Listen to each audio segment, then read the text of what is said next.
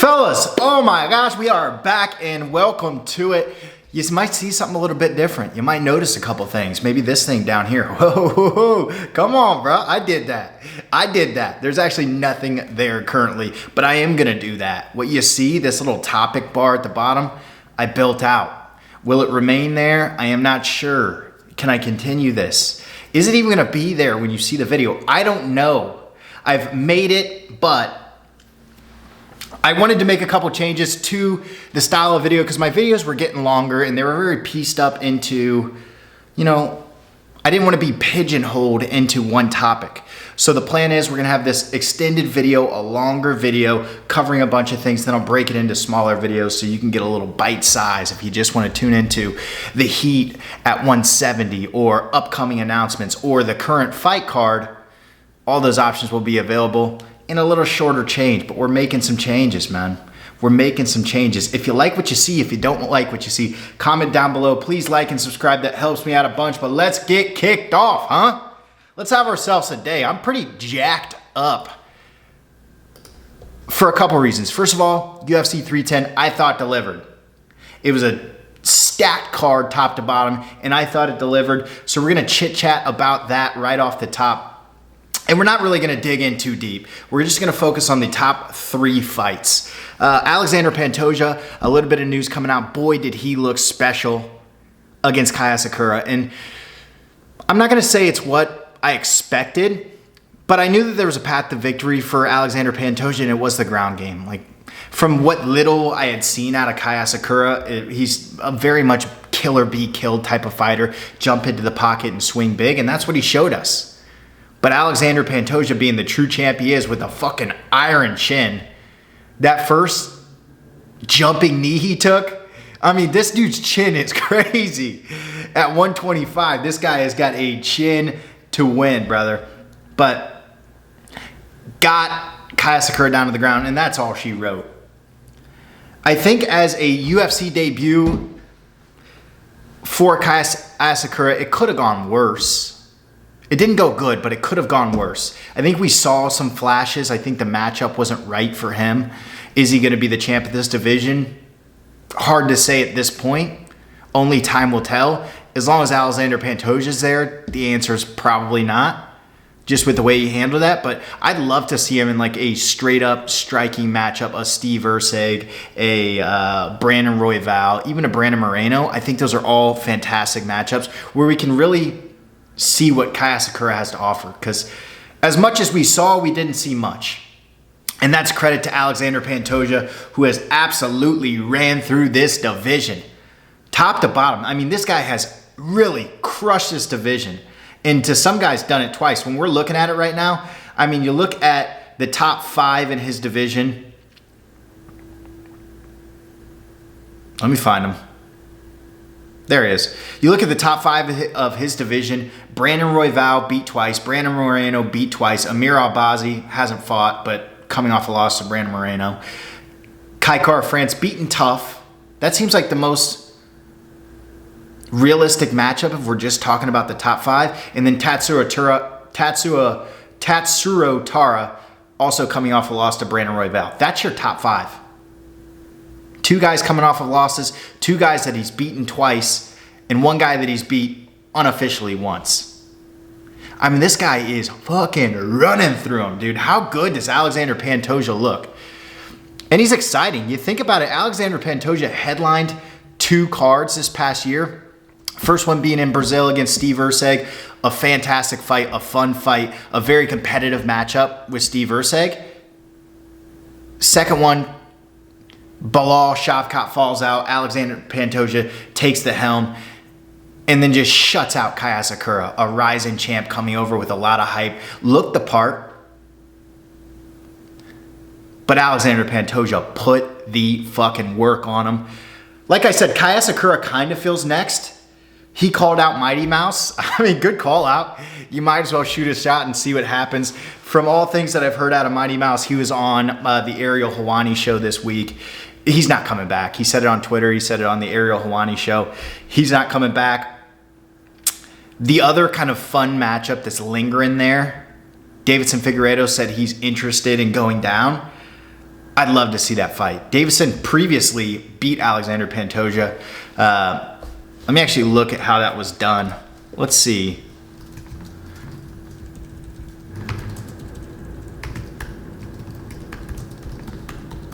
Let's see how that was done. I want to know how he beat. I looked at it last week when we were doing the preview, but I don't remember. I think he stopped him. I think it was a submission maybe or a TKO. But we know how good Davison Figueiredo is. No, unanimous decision. Even better. Lost via unanimous decision, went 3 rounds with the champ. I don't think either of these guys were champs at the time that they fought, but went 3 rounds with Davison Figueiredo. I'd have to rewatch the fight to see if it was... I can only imagine it was exciting. I mean, both these guys are fucking warriors. We know how good Davison Figueiredo is. I mean, we just saw him give his all against Petr Yan and have a very competitive matchup with him, a weight class up. Can only imagine with the way that Alexander Pantoja's looked as of recent, that'll be a very, very fun matchup. Was a unanimous decision though, so he might have got blown out. I'd have to rewatch it to say for sure. Love that matchup. I do love the Kai Kara-France matchup too. I won't lie to you, I love me some Kai Kara-France. I mean, fucking New Zealand's own dog. He hits whatever he does. You know, every win he gets is fucking sick. I love that. I love that stuff. So, would love the Kai Kara-France matchup. Also, he's coming off a nasty knockout of Steve Erceg. Steve Erceg went 5 rounds with Alexander Pantoja. Kai Sakura knocked him clean out. So, God, there's too many names here. Kai Kara-France knocked him clean out.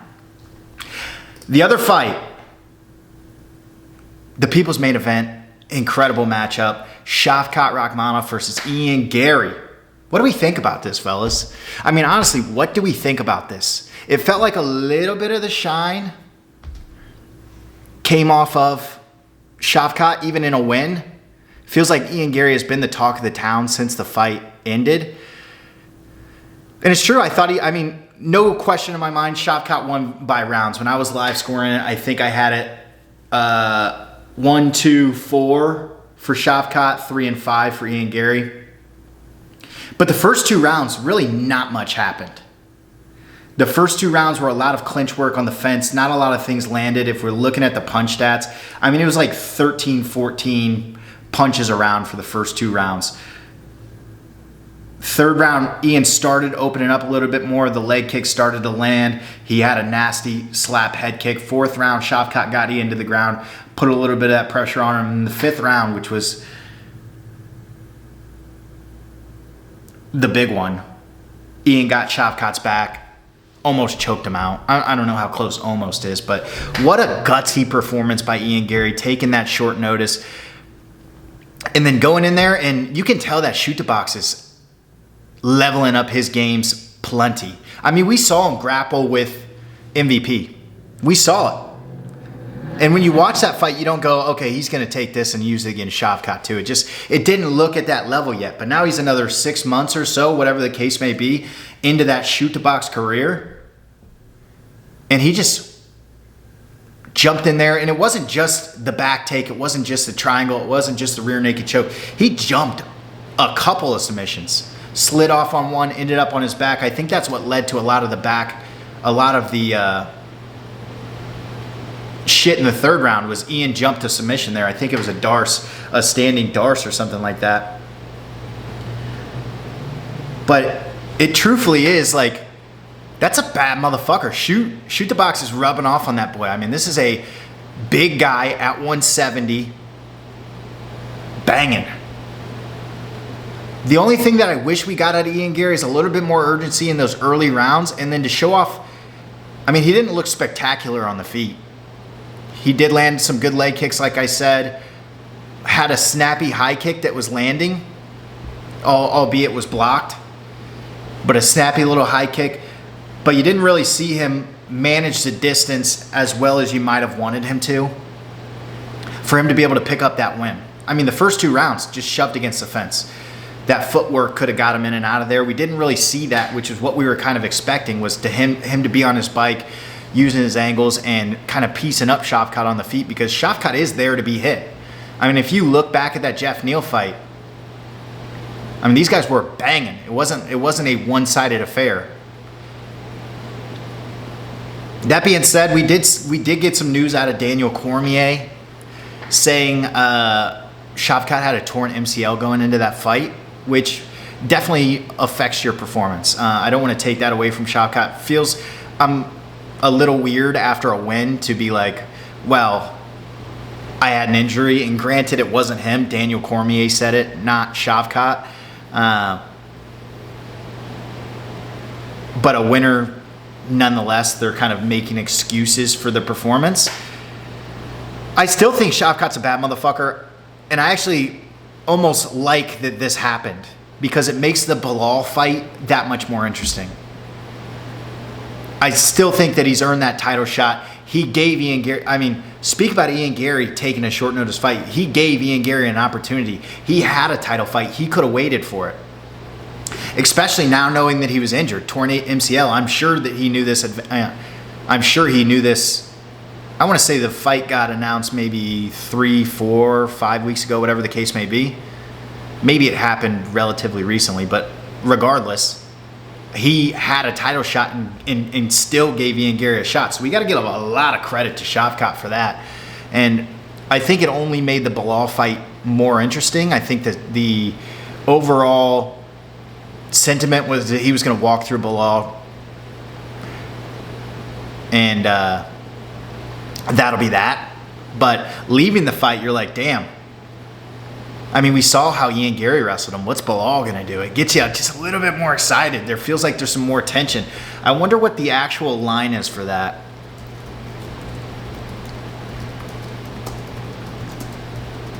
I wish I would have checked before.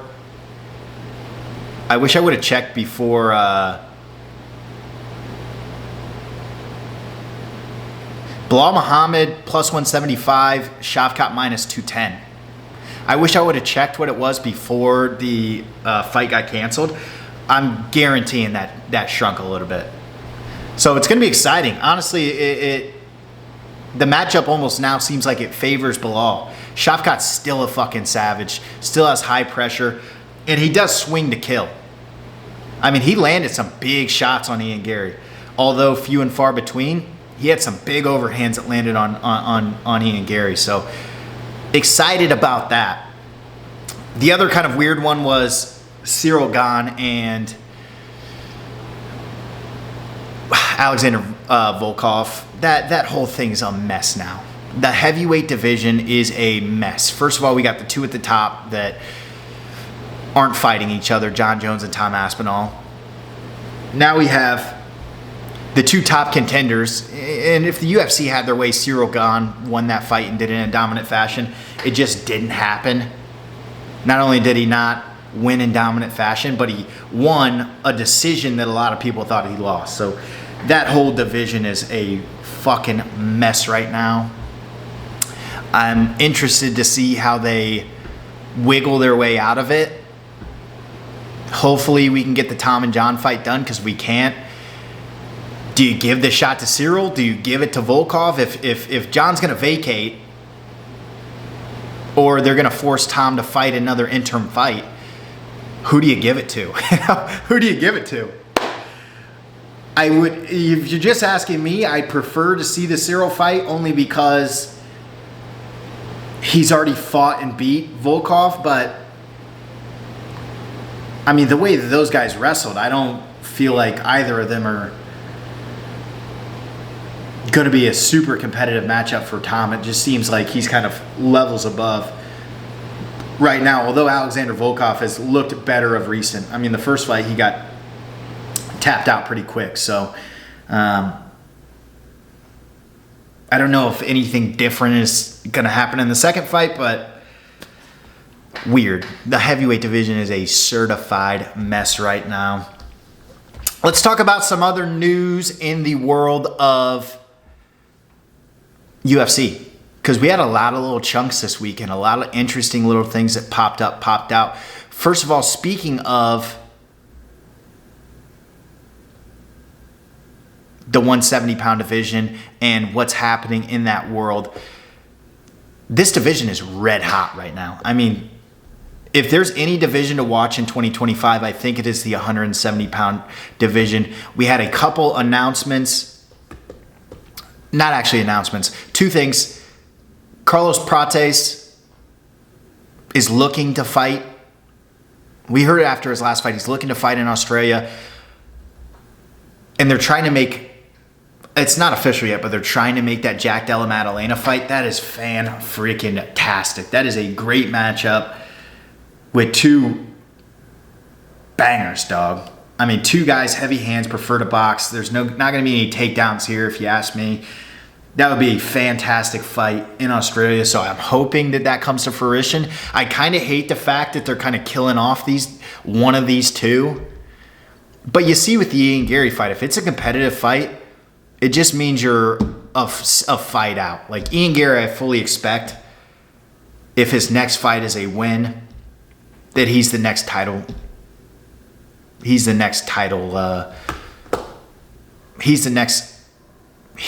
shot. Jesus, fuck, did that take me a lot to get out. He gets the next shot at the title, be it Shavkat or Bilal. So Carlos Prates, Jack Della Maddalena, I love that fight. We saw that pop up this week via Submission Radio. That was Carlos Prates saying he's planning to fight in Australia for UFC 312. Beating Jack Della Maddalena could bring me to the top 5. So that's where Carlos Prates' head is at. We also had Ian Gary, and this is one little misstep that I think we're getting out of Ian Gary, who for the first time in a while has had some positive press. He was on the Ariel Helwani show. I said after the fight that I want to see that Leon fight. I think a lot of the MMA fans agreed with that sentiment, that they wanted to see the Leon fight. There's a little bit of history there. They both fought in the same gym. I don't know if he was kicked out or there's just some bad blood between the two, but some spicy stuff. Ian Gary on the Ariel Helwani show said, if the UFC wants me to fight in Europe, they're going to bring me back to Dublin, Ireland. I'm not fighting anywhere else other than that. I've said that since day one, and I'm not making any exceptions. And he was pretty adamant about this. Reason this is a problem is because Leon has said that he's going to fight on the London card, which is coming up March 22nd. So Ian saying, I'm not fighting in Europe unless it's going to be in Dublin, sucks. It does suck a little bit. And I get his sentiment. He wants to bring the UFC back to Dublin. It's historically pretty tough to get a fight done in Dublin. I don't know, what is it, Croke Park? I know Katie Taylor was trying to get in there. Some other fighters. I don't think it's happened since Conor McGregor, but at least on a grand scale. So I like the sentiment out of Ian Gary. I want to fight in Dublin. That's where I'm going to fight. But also, I'm not from Dublin. I don't give a shit. You know, if I'm just sitting here being selfish about it, if he fights in Dublin or fights in London, it makes no difference to me. It's the matchup that I care about, and that matchup for me is Leon Edwards. So I'd love to see that fight. Doesn't seem like it's going to be next. When we're talking about who's next for Ian Gary, we just got to talk about how juiced this 170-pound division is. And I think it's the division to watch in 2025 for a multitude of reasons. First of all, you got two hungry young contenders biting at the belt right now in Shavkat, who's obviously going to get the next fight, and Ian Gary, who seems one fight away. But you also have Jack Della Maddalena sitting there. You have Carlos Prates. You have Michael Morales. There's four undefeated fighters in the top 15. Michael Morales, Carlos Prates, Shavkat Rakhmonov, and was Ian Gary. That's how stacked and young this division is right now. I mean, there's going to be a lot of movement in this division come next year. We still have Sean Brady out there that needs to fight. We have Kamaru Usman. That seems like maybe the fight that Ian's going to get. But also I've heard rumblings of him fighting at 312 in Australia. Hasn't got announced yet, so it feels like I don't know. Still could happen, but I don't know if Kamaru wants to make the trip. Colby Covington, Joaquin Buckley are fighting this week. We'll talk about them a little bit later, but that could really shake up the division regardless of who wins that. Also would love the Colby Covington Machado-Gary fight. Don't think it's going to happen. I think Colby's on full duck mode when it comes to Ian Gary, unfortunately.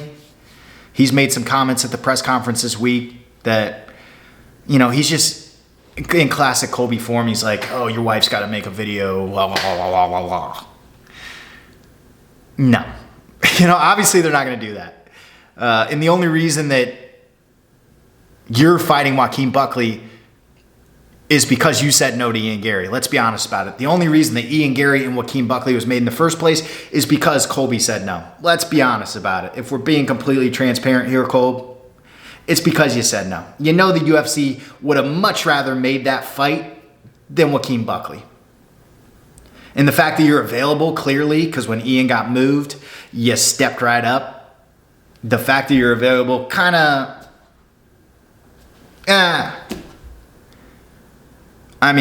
you might as well make your Instagram picture the duck too. The only thing you can't add is the belt. You could add in your fake belt, but you ducking, boy. Hate to say it to you. But if Joaquin wins, he's on a pretty nice run himself. Knocking out Stephen Wonderboy Thompson and then getting over Colby Covington, however he may do it. That's a good little streak right there too. I'm just saying, this division, top to bottom, is hot, red hot. And you still got Wonderboy, you still got Jeff Neal, you still got MVP sitting in the top 15. So a lot of fun matchups for these guys. Gilbert Burns still sitting in there. But this division it felt kind of stale over the last year or two because we were getting a lot of rematches. We started with Colby rematches with Kamaru, Leon rematches with Kamaru. Then we got a Bilal rematch with Leon. It was just, it feels like there's a changing of guard happening in the welterweight division, which is super exciting. And like I said, they have 4 undefeated fighters in the top 15. I don't know if any other division has anything close to that. I'd have to really go through and look at it, but I'm looking at middleweight. Hamzat's there. Other than that, I don't think anybody's undefeated. Shara. I think Shara Bullet's undefeated. Regardless, we could do this all day, but we're not going to. A lot of fun stuff coming out in the 170-pound division. I'm obsessed with them right now. I think it's really starting to heat up. We also had a potential matchup for Rafael Fiziev, who we haven't seen in quite some time. He is rumored to be fighting February 1st in Saudi Arabia against Gamrot. Mateos, one of those two. Gamrot, who was actually the last person he fought. We haven't seen Fiziev for a long time because of an injury to his knee that happened in that Mateus Gamrot fight back in September of 2023. So it'll be a rematch there, but it was a rematch that ended via injury. So I love that. I love that fight. Love to see Rafael Fiziev back in the octagon because he's an exciting young fighter himself, working his way up in the 155-pound division, which, similar to welterweight, feels like we're just starting. Their heels are dug in pretty deep, but we're starting to see some new blood enter into that top 15 via, not even new blood. 115 is honestly probably pound for pound the oldest division. But you got guys like Arman Tsarukyan, who hasn't fought for the belt yet. You have guys like Dan Hooker climbing the ladder, Rafael Fiziev, Renato Moicano, Patty Pimblett sitting in the top 15, Jalen Turner sitting there, Grant Dawson is holding it down at 15. So a little bit of movement at 155. Just glad to see Fiziev back in action because I love me some Rafael Fiziev. I really do. That's most of the news I brought to you. Oh, how did I forget? Ilia Toporia's been on one this week. Ilia Topuria has been on one. First, he said he's going to retire at 30. Second, he said he's going to give up the belt. Third, he said he wants to fight Charles Oliveira. I love the talk. Is any of it going to happen? Probably not. There's still a ton of matchups for in fresh matchups, I feel like his next fight's going to be against Alexander Volkanovski, but there's still a ton of fresh matchups for him in the featherweight division. You got Diego Lopez sitting there. You got Mosar Evloev. I'd love to see a Yair Rodriguez fight if he can work his way back up. Arnold Allen's still sitting there. So plenty of matchups for Topuria. I feel like if he can string together one or two more wins, that move up is definitely on the table. The only problem with that is that Islam is sitting there as champ. So to get that champ status, I think he was right for calling out Charles Oliveira, because it's going to be too hard to get that champ status, given that Islam has given Volkanovski 2 chances. I'm not even saying that Ilya doesn't have a chance against Makhachev. It's just, I think Makhachev's done fighting down. He's already gave a former champ 2 shots at it, and he wants his second belt. So I think it's the right move to call Oliveira out altogether. And if he wants to just straight up move up to 155, I'm down for that. I mean, he's fought at 155 before. He put Jai Herbert's lights out at 155. So he's definitely more than capable. He still carries that power at 155. I think I saw he reportedly walks around at like 187. So he is dropping, what is that, 30, 40 pounds? Yeah, he's dropping 42 pounds to make weight. But he never really looks sucked in, now I'm thinking about him. He doesn't really look too sucked in. But Ilia Topuria running his mouth this week, loved it. And if somehow this comes to fruition and he goes Alexander Volkanovski, Max Holloway, Charles Oliveira, back to back, and if he can knock out Charles Oliveira, he's already a superstar, but he is a full-time, I don't know if he's a superstar or the world's biggest villain. I don't fucking know what he would be if he knocked out Charles Oliveira, but that is a very fun matchup. And I actually fancy both of these men's chances. I mean, we've heard about Ilya's prowess on the ground, but we haven't really seen it at the highest level, have we? I mean, he didn't really wrestle Max. He didn't wrestle Volk.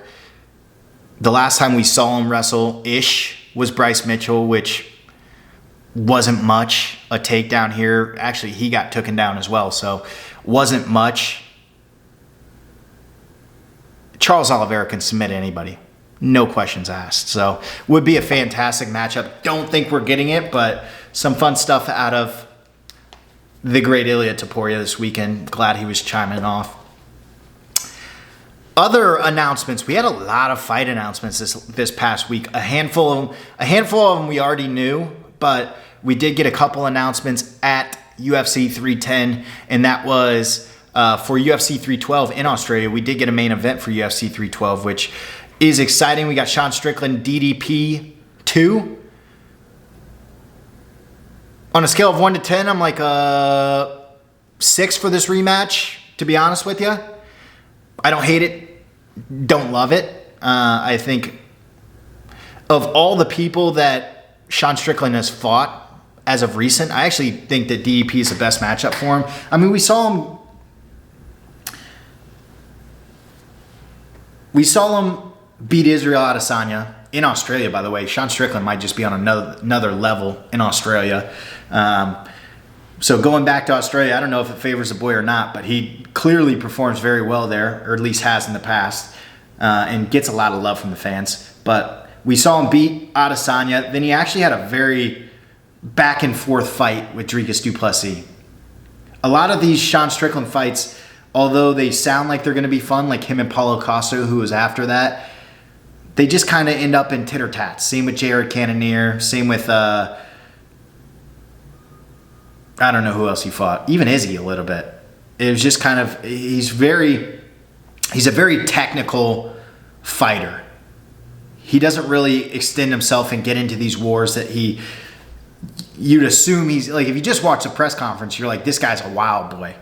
but he really is he's very reserved when fighting. He doesn't extend himself. He just works his magic and then kind of gets out of there. So I think of all the fights we could get, I think Dricus du Plessis brings the best out of Sean Strickland, just because Dricus is so forward, pressure heavy, is super unorthodox. And I don't think he fears the power coming back at him from Strickland.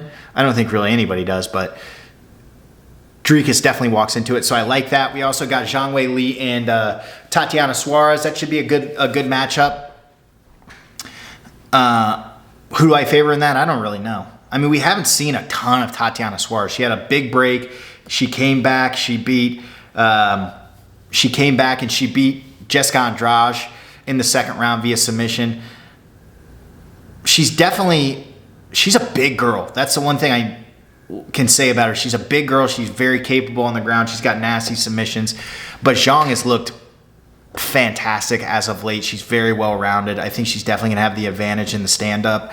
She's so much quicker, so much twitchier than Tatiana Suarez. But if Tatiana can get her down, she's a heavy girl. I mean, we saw Rose take down and neutralize Zhang Weili in their second fight. So she's not, although I think she's made some strides, and she's shown against Carla Esparza that she's definitely made some strides in her wrestling. I think if there's any sort of weak point, it is there. So that's kind of fun. We also did get Carlos Oberg and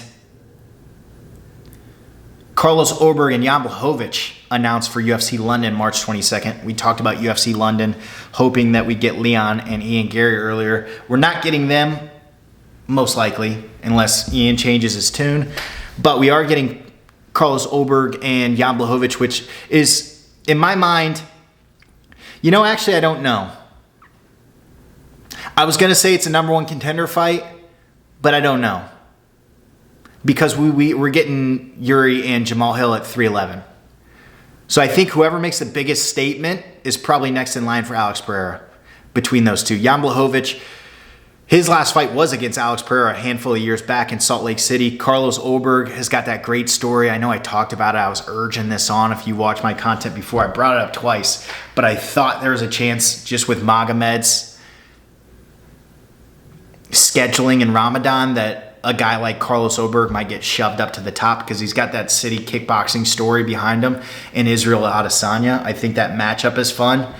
But also, Jamal's stirred up quite a bit of shit with Alex Pereira, which has been kind of fun. I mean, the way that Jamal handled the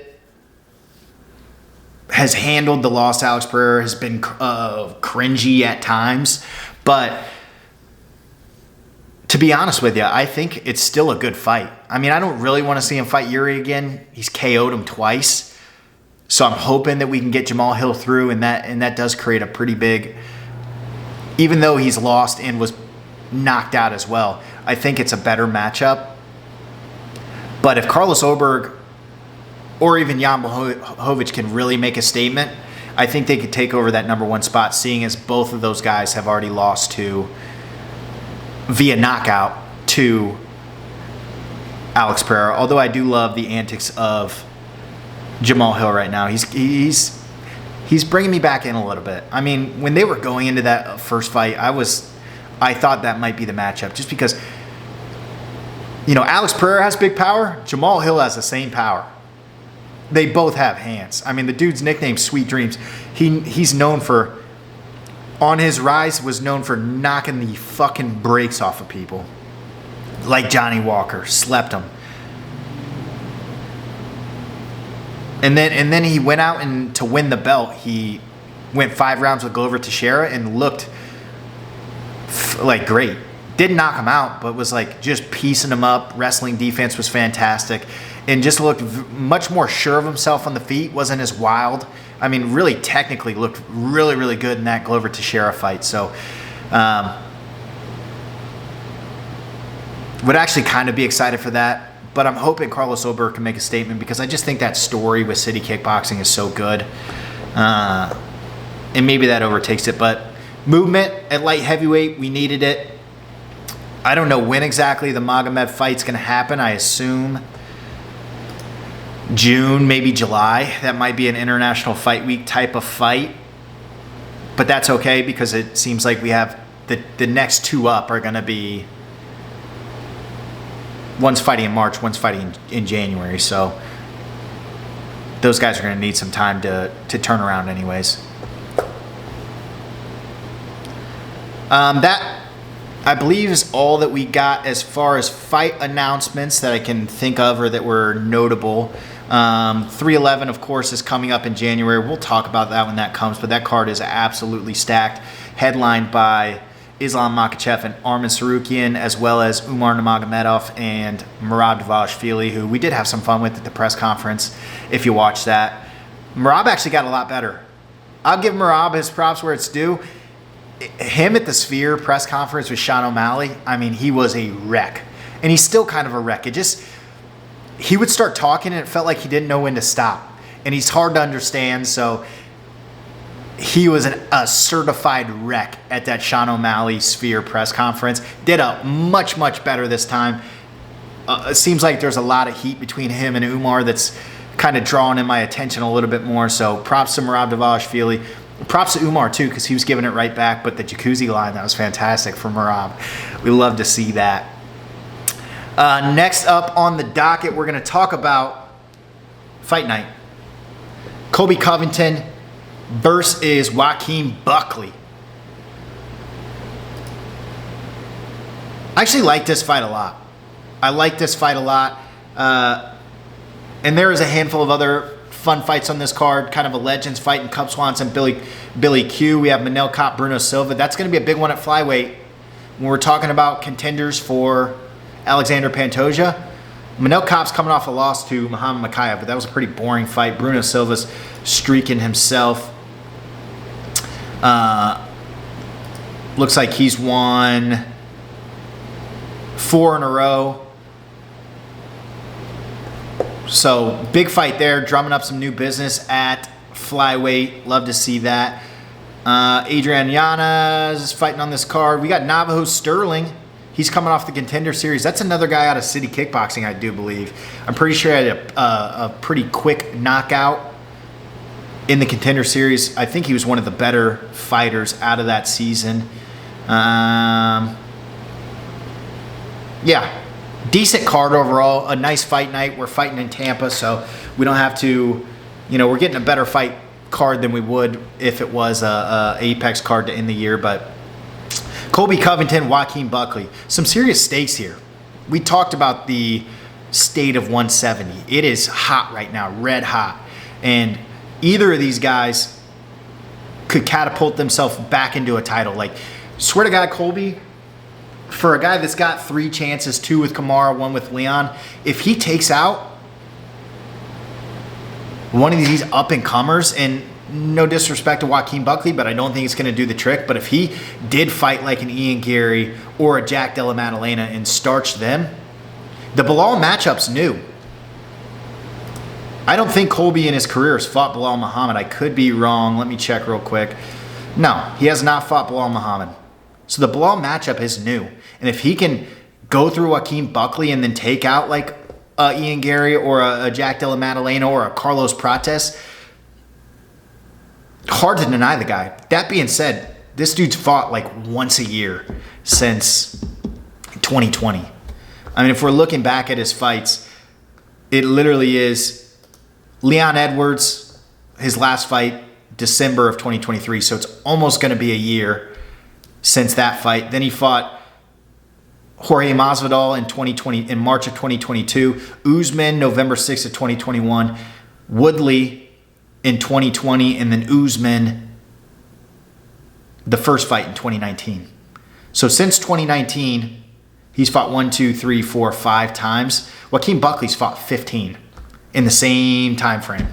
15 times. Entered the UFC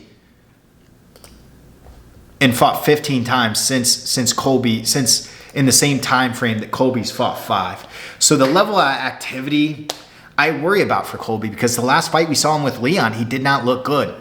And I know post-fight he was saying something about ACL, MCL, something in the knee. But we didn't see him on the pressure.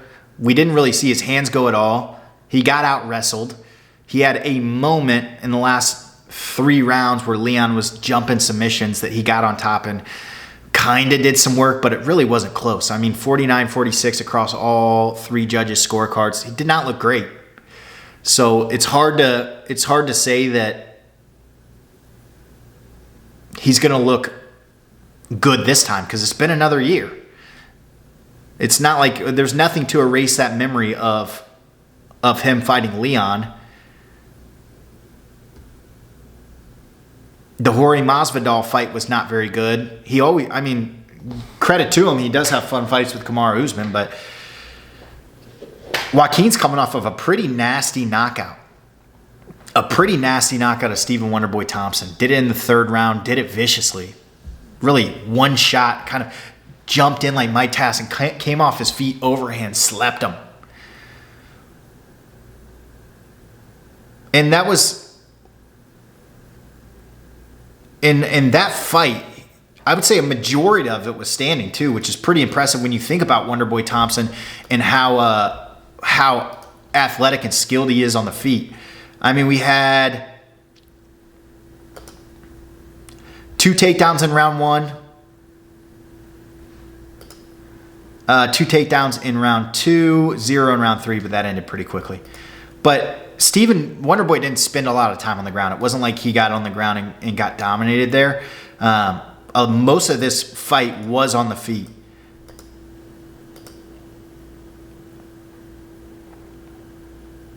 And at a super high pace, too. I just rewatched it yesterday. It was a super high pace. So not only do I think Joaquin is just overall, he's younger. He's going to be faster. He's more powerful than Colby Covington. I think at this point in the career, he might just be the better fighter. I mean, he's explosive. I mean, these weren't normal takedowns. These were pick up and slams. This wasn't a normal knockout. This was a leapfrog off his feet into Wonderboy's face. I just think he's more powerful. He's faster. I don't know if Colby's going to have anything for him, especially if he shows up like he did against Leon, where it's very much fighting off his back foot, wasn't really forcing the pace. And even if he does, the pace that Wonderboy and Joaquin fought at was as high as any. Joaquin's definitely got a gas tank on him. So I'm leaning, if you can't tell already, I'm leaning Buckley in this fight. But I don't hate it if Colby wins. I think, historically, just looking at the two, you'd say, oh, Colby would win this fight. But I just think at the time of the career they're at, Buckley's probably as confident as he can be. He's won 5 straight. I mean, he took out Vicente Luque, Alex Morono, Rizaboev. I don't even know how to say this guy's name. Nursulatan Rizabaev. And also was at one point fighting at 185. So he's fighting at a lower weight class, which probably feels like the right weight class because he's a shorter guy. He's not a big dude.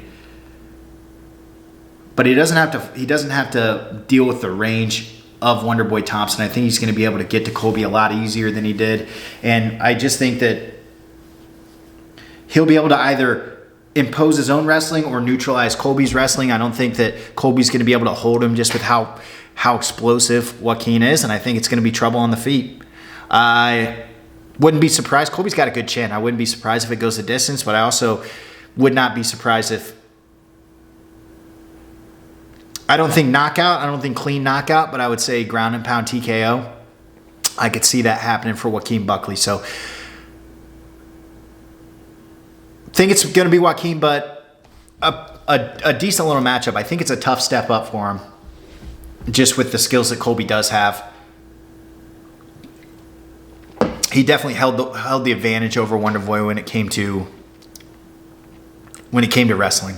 But I lied. I don't think it's going to be a hard fight. I was trying to make it seem like it was going to be a hard fight, and I could be dead wrong. But I think he's going to run through Colby Covington. I think he's going to run through Colby. 4th round, ground and pound. That's my call. We're getting new blood at 170. I'm telling you, it's heating up. We're getting new blood at 170. That's it. Long video, I'm gonna cut it up. You saw my sections. I'm gonna cut it up. I'll give it to you in little pieces. But if you watch this entire thing, I fucking love you.